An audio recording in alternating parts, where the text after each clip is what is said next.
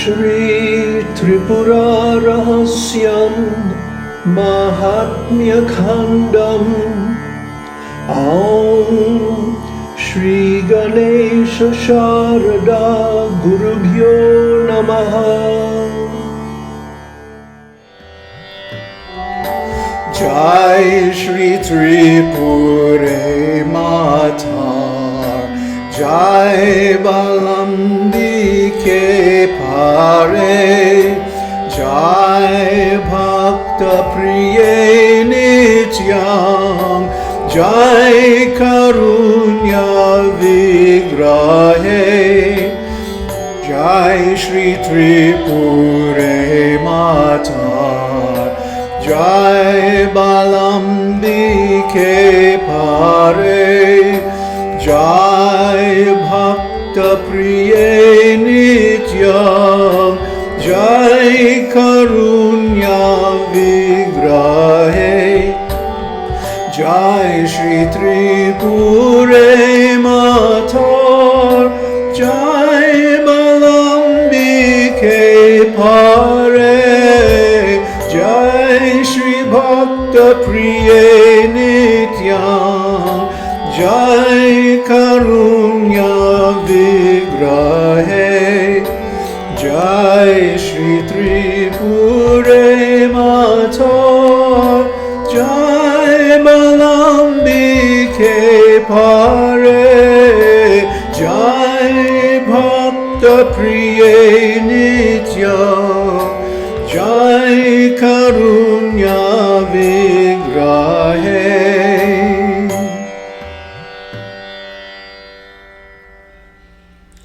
Namaste.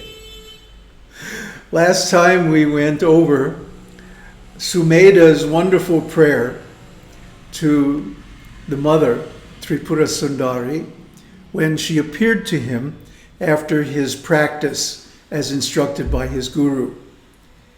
And so this is the prayer that he began with.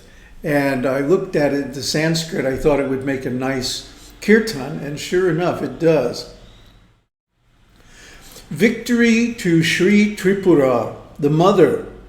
Victory to the transcendent Bālāmbikā. Victory to the eternal lover of the devotees.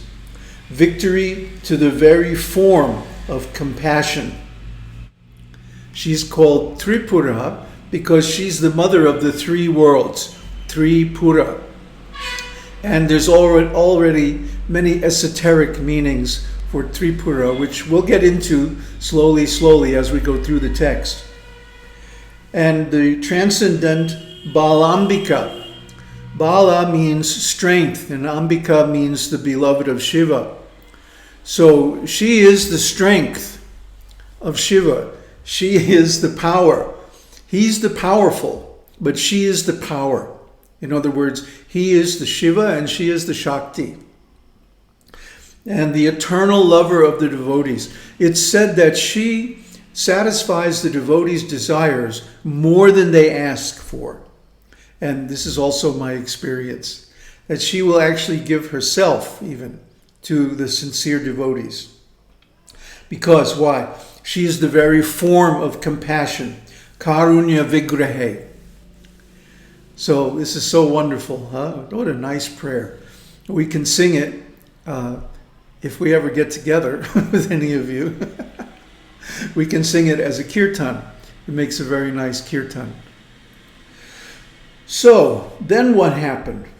Well, after Sumedha made his nice prayer, the Universal Mother told Sumedha, "Get up quickly and soon go to your Guru, for you have attained perfection." Saying so, she instantly disappeared as quickly as a thought. Sumedha woke up and thought about his dream, wondering what it was.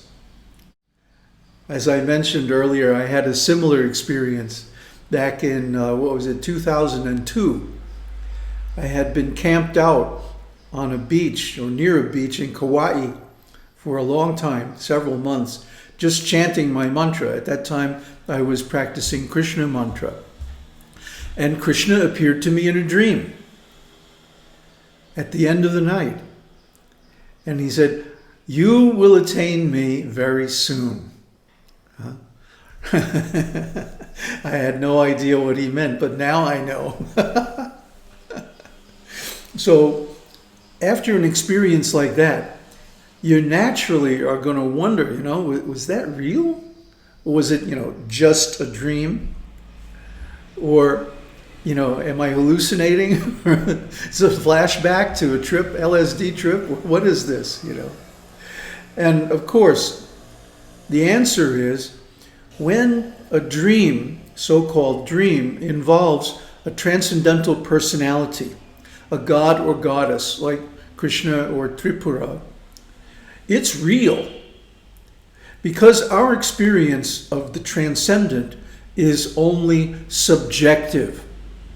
There's no way to, prove it objectively. If anybody else had been standing around at that time I had the dream, they wouldn't have seen anything. And the same with Sumedha. So there's no way to, objectively prove actually anything. But especially experiences like this, of the transcendence of the gods or goddesses.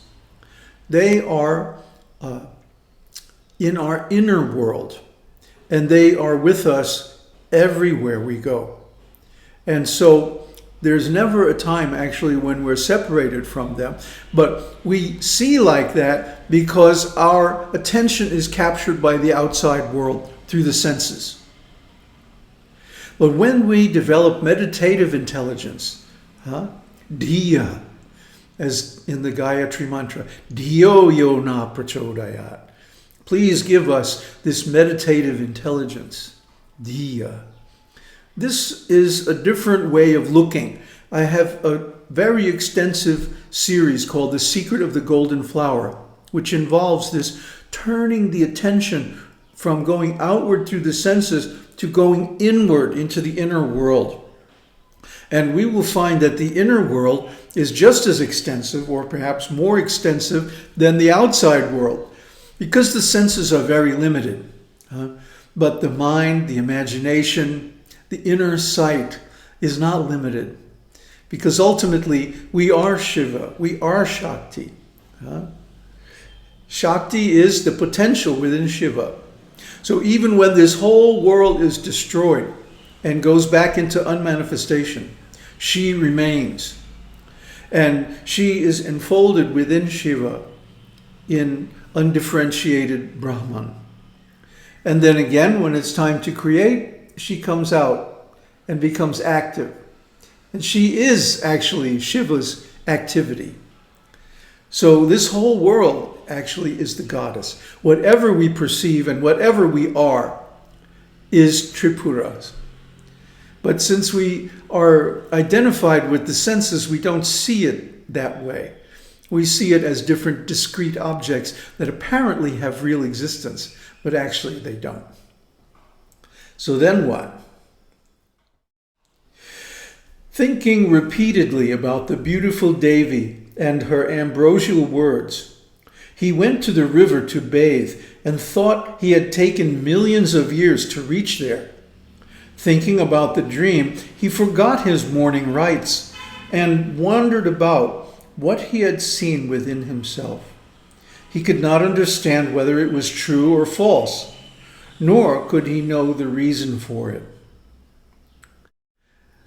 So poor Sumedha, after this experience, was what we have, the technical term is spaced out. He was completely spaced out. He was tripping. He felt it took him millions of years just to go down to the river and bathe. So why is that? Because when an event happens, like the one that he experienced, similar to the one that I experienced, it completely destroys our boundaries, our sense of internal and external, within and without. I and not I, self and not self, ourself and the world.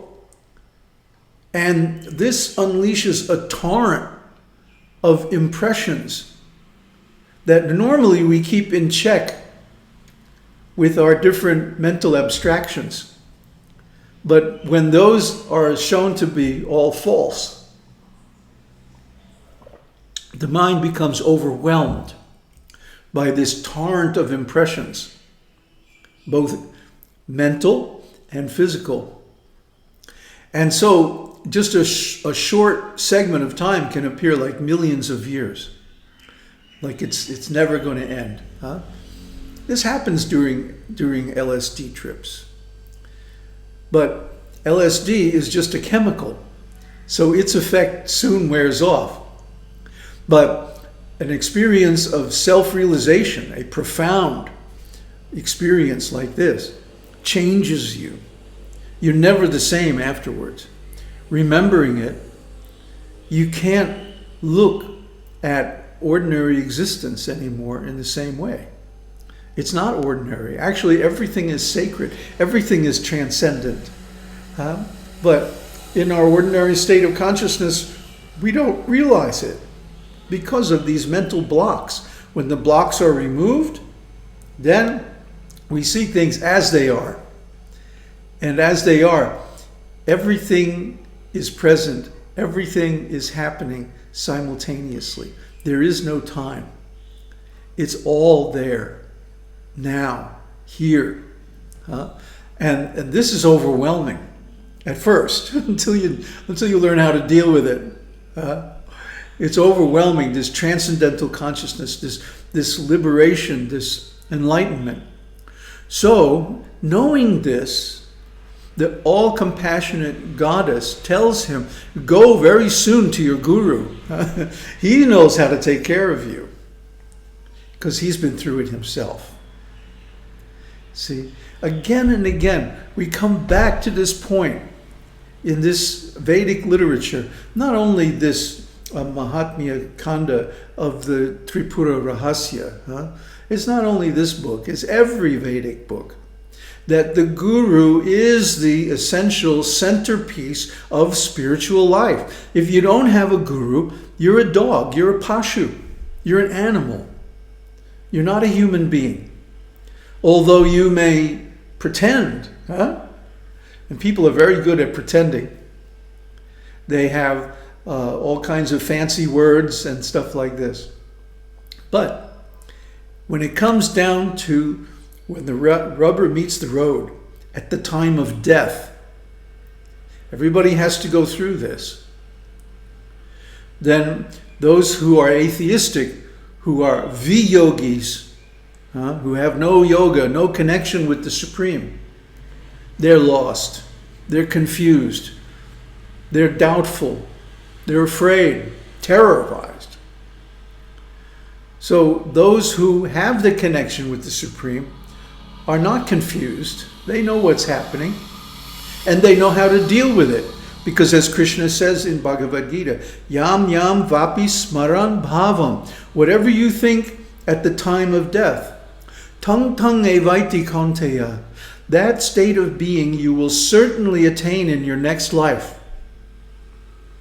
So those who remember just the body, or just the senses, or the impressions connected with them, they go to take another material body.